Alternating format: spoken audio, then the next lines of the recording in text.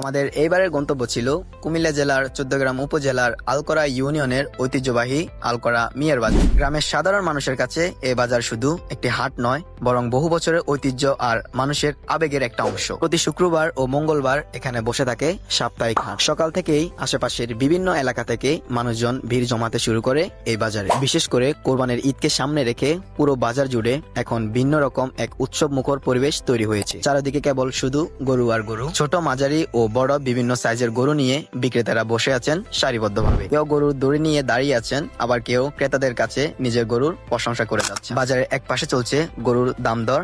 কেউ বলছেন এক দাম, আবার ক্রেতারা কমানোর চেষ্টা করছে। দরদাম নিয়ে কখনো হাসি, কখনো মজার তর্ক, সব মিলিয়ে পুরো বাজার যেন জীবন্ত হয়ে উঠেছে। তবে এই বাজারে শুধু গরু কেনা বেচাই হয় না। অনেক মানুষ এখানে আসেন শুধু বাজারের পরিবেশ উপভোগ করার জন্য। অনেকে বন্ধুদের সাথে ঘুরতে আসেন, কেউ আবার পরিবারের ছোটদের নিয়ে আসে বিশালে গরু হাট দেখার জন্য। অনেকে আবার বিভিন্ন গরু দেখে সময় কাটাচ্ছেন, ছবি তুলছেন, আবার কেউ দাঁড়িয়ে দাঁড়িয়ে বাজারের ব্যস্ততা উপভোগ করছেন। গ্রামের মানুষের কাছে এই হাট যেন এক ধরনের আনন্দের মিলন মেলা। যদিও বাজারে মানুষের ভিড় অনেক বেশি, তারপরও খুব অল্প সংখ্যক মানুষই মূলত গরু কিনতে আসেন। বেশিরভাগ মানুষই বাজারে ঘুরতে আসেন, গরুর দাম সম্পর্কে ধারণা নিতে আসেন এবং সময় উপভোগ করার জন্য। তবুও বিক্রেতাদের মুখে কোনো ক্লান্তি নেই। সকাল থেকেই সন্ধ্যা পর্যন্ত তারা আশায় বুক বেঁধে বসে থাকে যদি তাদের গরু ভালো দামে বিক্রি হয়ে যায়। বহু বছর ধরে চলে আসছে এই ঐতিহ্যবাহী আলকরা মিয়ার বাজার। সময় বদলেছে, মানুষ বদলেছে, কিন্তু গ্রামের এই বাজারের মানুষের ভালোবাসা এখনো ঠিক আগের মতোই রয়ে গেছে। বাংলা গ্রাম, বাংলার হাট আর সাধারণ মানুষের হাসিমুখ, এগুলোই হয়তো আমাদের আসল সৌন্দর্য।